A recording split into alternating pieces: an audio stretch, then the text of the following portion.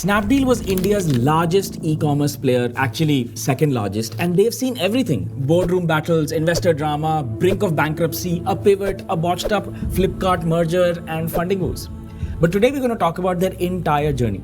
Rohit and Kunal Bell, these two friends started this company, and they started off as a deals company. If you saw the original roadies, and if we can find this clip where they actually had Snapdeal deals given out, and I was watching and I thought, damn, that's a really cool product, because poor kids like us wanted to get a discount and Snapdeal helped us, and roadies was a great way to reach out to us. It was an interesting plan, but back then e-commerce was at its infancy. China and US were doing very well, and these guys were inspired by Alibaba. In fact, they thought that they can build an Alibaba for India.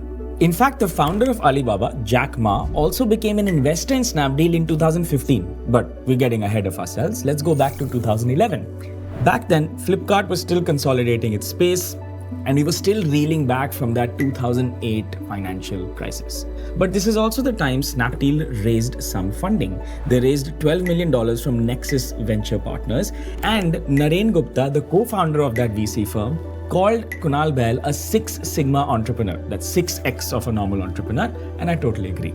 In less than 3 years, Snapdeal crossed $2 billion in GMV, and this is impressive to say the least. Then came 2015, when Alibaba not only picked in Snapdeal a stake, but Snapdeal also acquired Freecharge, another deals platform for recharge, for $400 million, which was then run by this guy, Mr. Shah. Then we come to 2016, where I can see here the company recorded a peak valuation of $6.5 billion, doing extremely well in the beauty story that is the Indian e-commerce play. And not only that, you had all these different investors investing in this company, and you'd think this company has everything going for itself. Until everyone realized that they were spending money ruthlessly. The unit economics weren't that good. Goldman Sachs in 2015 said that they were losing $1.3 for every dollar of sales transaction. That's a problem and kind of unsustainable. Growth was slowing down because you can't go faster than the market is actually growing. Usually when there's a lot of money flowing into your account, a startup founder starts spending a lot. Now this is fine in the name of growth, but then the problem is your crutch is also funding. Because you're spending so much, if that funding stops, you are in trouble. You have to find a balance between growth and actually good unit economics in a business. Now, this is easier said than done looking at this retrospectively, but let's continue the story. Apart from the long list of expenses, two stand out. One is the celebrity endorsement by Amir Khan. I'm sure this helped brand value. Power apne dil ki deal on Snapdeal. But the second expense was interesting. They did between 2011 to 2016 a long list of acquisitions of 14 companies, including Freecharge, which they had to sell at a 90% discount. 90% loss.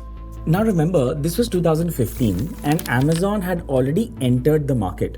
Snapdeal, which was second, now became third because Amazon became second. There were also these anti-China sentiments brewing across the country. Stuff like Make in India was more popular than saying Bahar ki duniya ko mat lao. So this affected Snapdeal negatively because Alibaba had invested. So they had to come out and say only X% is owned. We're still an Indian company, operated in India, for India. And of course, this affected them sentimentally as well. In a high growth company, one problem usually comes across the world, not only Snapdeal, is that this growth curve, it could be anything. In this case, it was GMV. This growth curve at some point comes at a pause. And this is very natural. You do revert to the mean at some point. You can't go like this forever, right? But you promised something else to the investors, right? When it pauses, they have an issue, right? And that's exactly what happened. The merger with Flipkart, which was supposed to be at probably $6 billion, actually was offered $950 million after a year. You can imagine how an investor would feel who was expecting $6 or $7 billion, but then offered $950 million. That's a 85% markdown. I'm sure there were a lot of chillam chili going around in the boardroom. And I feel sorry for the founders because they didn't do this on purpose. They were actually trying to build something amazing. But that period, was tough. So what do you do when your employees aren't with you, the market isn't with you, your customers aren't with you, your investors are upset, and even the industry kind of sucks and your business model just isn't working? Do you start a new company? What does a founder do? Well, the founder did the only thing a founder knows how to do. He pivoted and he started Snapdeal 2.0. Now, the entire Snapdeal journey has a lot of ups and a lot of downs, and so will your career and if a business you're running. Here's what I think they should have done. In the last time they actually faced this fall, they should have joined Prime, because there's no other thing than learning long-term investing in public markets. We run Prime classes every weekend, every Saturday, every Sunday.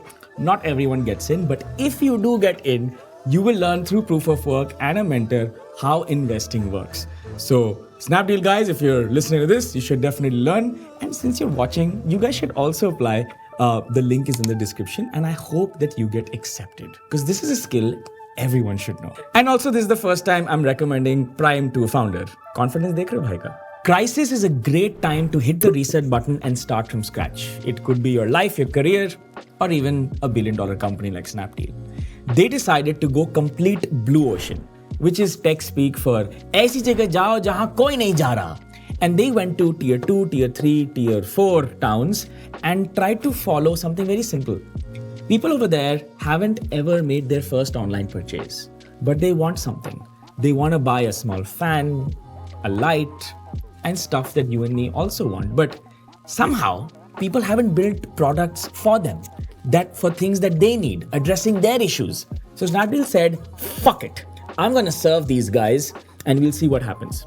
They also realized if you give what the user really needs, you don't need to use stuff like discounts and seasonal sales. So they stopped that. Diwali, free mein stuff milta hai. Kitna cool hota tha na? But bad for business.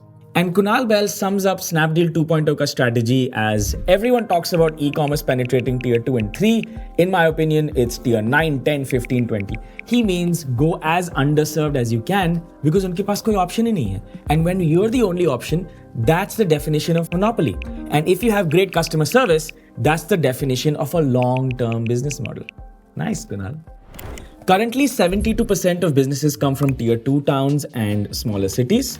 It's also centered around affordability. You won't find the highest quality, most expensive fan on Snapdeal 2.0. You'll find the best value for money. So, affordable hona chahiye, quality bhi acha hona chahiye.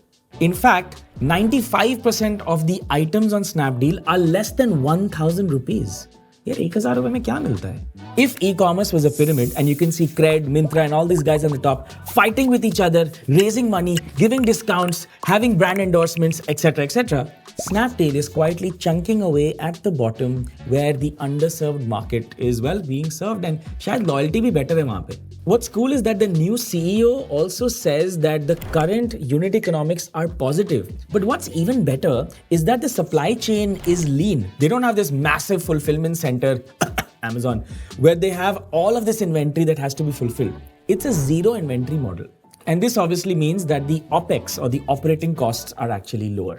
Snapdeal also owns its own logistical partner. So they won't sell like a delivery or someone else. They'll actually send a Unimove, which is owned by Snapdeal. Now, not only this gives you control, it also reduces your costs and gives you margin. Also gives you control, right? Forward and backward integration is how margins are created. So with all of this, the company has reduced its losses by 93% in FY23, and it's also saying it's going to turn profitable. The company even had plans to IPO in 2022, but withdrew its process. Now, it doesn't matter whether it IPOs or not. The real question is this. Do you think Kunal and his entire team were resilient? What was the difference between them and 100 other players that cropped up during the funding boom? Why did they survive? If you found this founder journey interesting, we have Money and Me where we've covered a lot of other founders. And if you want Kunal to come to this show, put it in the comments. We'll try to reach out to him. Hit that like and the subscribe button and see you in the next video. Blooper. Director थी अभी मैं बोल भाग गए थे ना yes that's the opening. Oh कौन था किसने लिखा नेहा where are you वो लिखती भाई कहाँ था